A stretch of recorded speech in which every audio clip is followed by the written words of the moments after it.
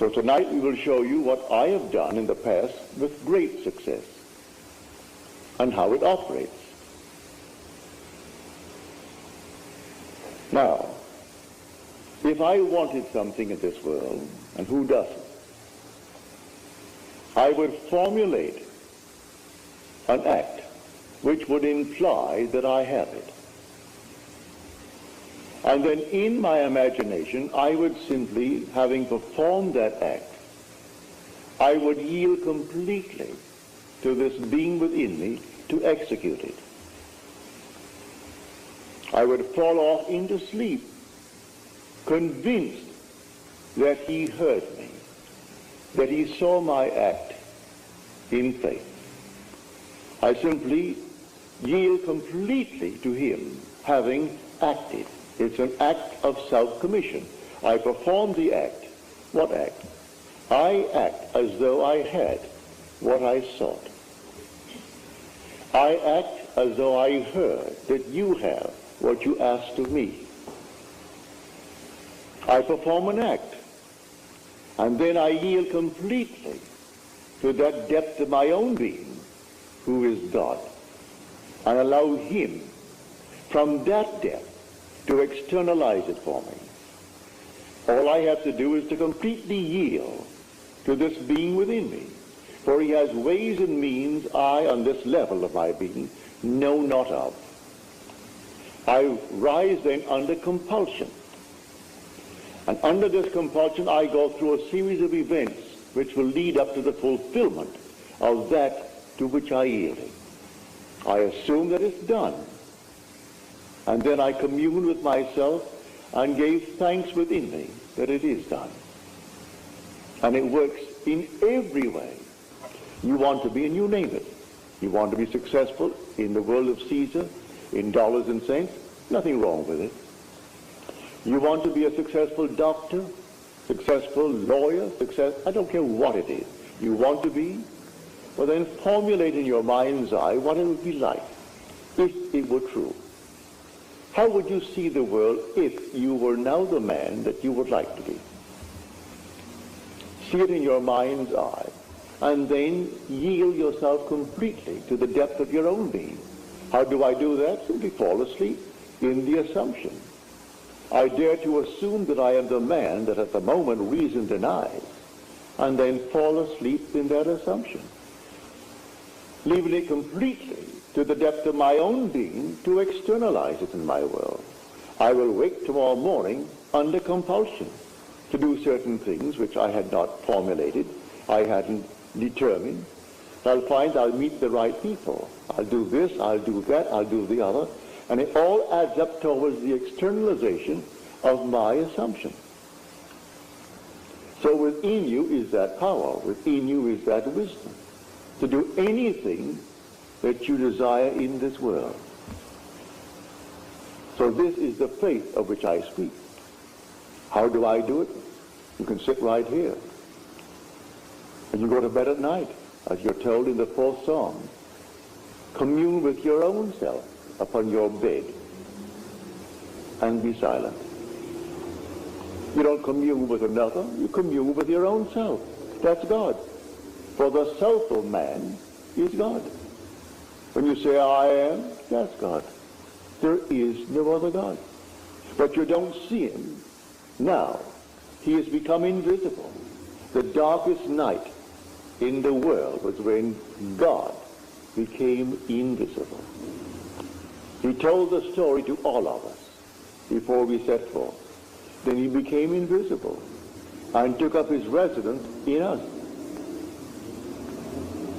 He became invisible. And in us, he is I am, my own wonderful human imagination. That's God. So I don't see my imagination as I see objects in space. For imagination is the reality that is causing these objects in space. So I see the fruits of its activity, but I do not see it because it is invisible. The day will come, I will see it. I have seen him. He has no beginning, no end. He is the Ancient of Days. But he's infinite love. There's nothing but love. Yet he will wait on us just as swiftly and as indifferently when the will in us is evil as when it is good. For it is he who does all things, that I kill, I make alive. I wound, I heal. I do all these things, and none can deliver out of my hand. So if the will in man is evil, he will execute it. If it is good, he will execute it, because there is no other creator. So it's entirely up to man what he imagines. What am I going to imagine? But remember, when I imagine, I must imagine and then completely yield. That is faith.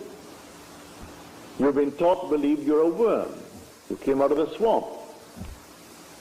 And then suddenly you became a tadpole. Then you became something else. And finally you find yourself a man. Forget it. You are the gods who came down from heaven and assumed the restriction, the limitation of man. This is the limit of contraction, and you assumed it.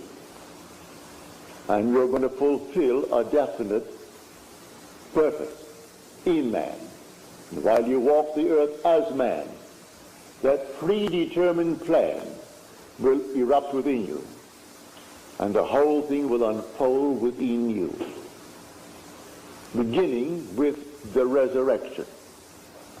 The resurrection did not take place in the Near East, in some little place where they're looking for it now. It takes place in man. Man is where God is buried. The Holy Sepulchre is the skull of man. It's not in the Near East. The Bethlehem that they're talking about is in the skull of man. Zion, his holy place where he dwells, that's the skull of man. And the whole drama unfolds within man. And man awakens within himself to find himself completely sealed within his skull. And he comes out like a child being born out of his own skull. And then, a few months later, comes an explosion in his skull, and that compartment that contained the Son of God, who was his will, who was his wisdom, releases the Son. You would not let my soul remain in hell, said he, in the 16th Psalm. So he brings him up, he resurrects his son, and the son is David. And David, looking at the Father, and the Father for the first time knows who he is. Memory returns. And the Father, the Son was the one who revealed him to himself. So the whole drama unfolds within man, and the whole thing is contained within the skull of man. Has nothing to do with anything on the outside. They're looking in vain, all the archaeologists, and they bring back all this nonsense. You are the Lord Jesus Christ. There is nothing outside of man. The whole drama takes place within man. It has nothing to do with anything outside. You're living in a world of shadows, and the drama is within. So let us now get back to this simple approach of faith. Do you know what you want, either for yourself or for another? Construct a scene which would imply the fulfillment of your dream. Just construct it. Enter into it just as though it were true. Feel what it would feel like if it were true. And give thanks to the one who is going to execute it. It's your own being, I grant you, but he is the depth of your own being. He is the Father. You haven't yet found him, but he is the Father. And you are now on the surface of your being. So fall asleep in the conviction that things are as you desire them to be, in confidence that he will execute it. I use the word he, it's yourself. But for clarity's sake, I say he, because you're not aware of him as yet. You will be one day. Everyone will be aware of that being. And because that being has one son, And that one Son is the Son of all. We are one. There's only one. There aren't millions of gods, only one God. But the one God is made up of a brotherhood. And we are the brothers, raising ourselves to the level of the one God. But I've been sent to tell you this, and tell you I will and must. If only a few hear it, what does it matter? You hear it with conviction.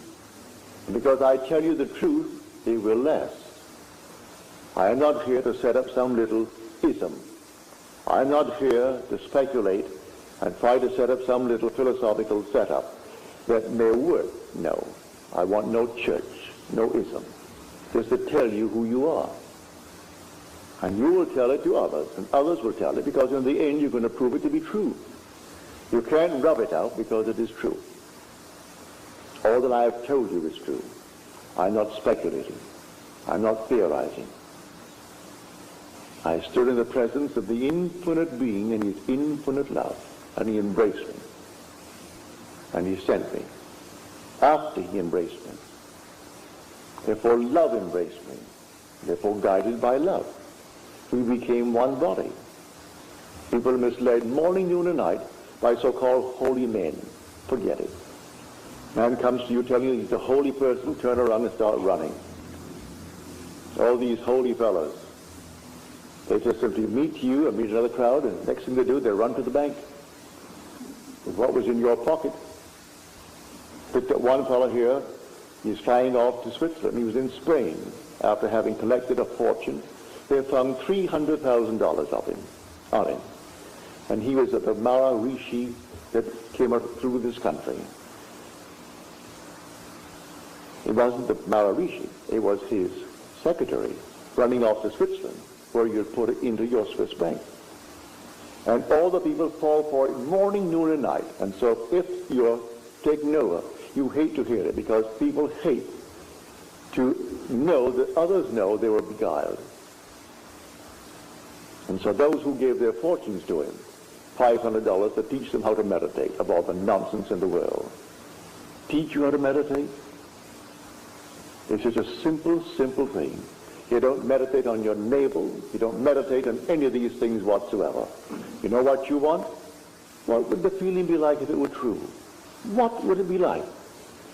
Assume the feeling of the wish fulfilled. Well, anyone can do that. A child can do that. What would it be like if it were true? That's meditating. Now yield completely.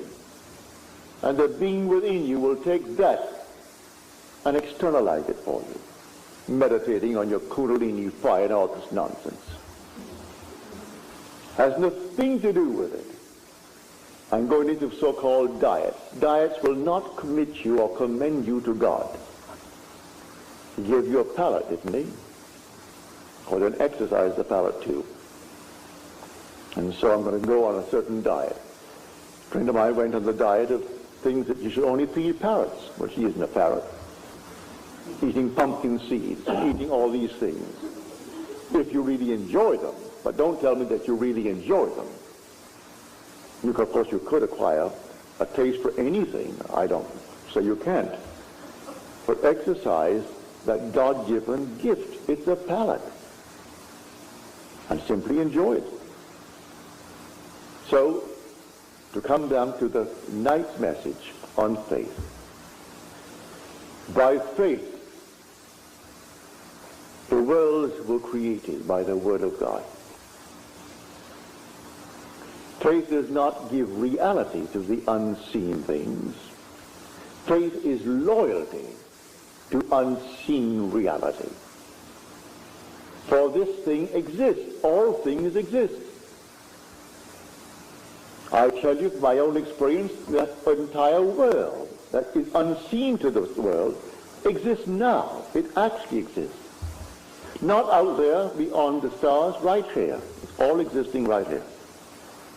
And the day will come that you will actually awake and you'll be able to step into these unnumbered sections of time. 1,000 years ago has not passed away. And 2,000 years from now is not something that is going to suddenly form itself. It is now. And you are simply in a section of time. And the day will come you'll be able to move into any section of time. All these things exist now. And the purpose of it all is simply to awaken. And when you awaken, who are you? You are the author of it all. You are God. God the Creator. But to come back to our wonderful approach tonight. You want a better job? You want more money? You want this? You want that? Don't be ashamed of it. Who gave you the urge? The Father did. You have the desire. It came from the depths of your own being. So he can execute it. He only asks you to have faith. Faith in what? Faith in him. Have faith in God. All right. Where is he? He is my own wonderful human imagination. I cannot see the fulfillment now, but he will do it. Well, now, assume that I am already the man that I want to be, and yield completely to that assumption, and fall asleep. Just completely fall asleep and completely forget it. A lady who was here tonight, she called me up on the phone here just a few days ago, and asked something of me. I will not tell you, it's too personal. But she asked me to please care for a certain thing. It's so simple. I sat in my chair after I spoke to her on the phone and heard her tell me. Well, she came back tonight and told me that it has happened. She is here. You see her here tonight. Drove all the way in from San Bernardino to tell me this story. And it simply worked. What did I do? It didn't cost me anything. Cost you nothing. What does it cost anyone to have faith in God? Why put a price on it? Why charge anyone? It costs nothing.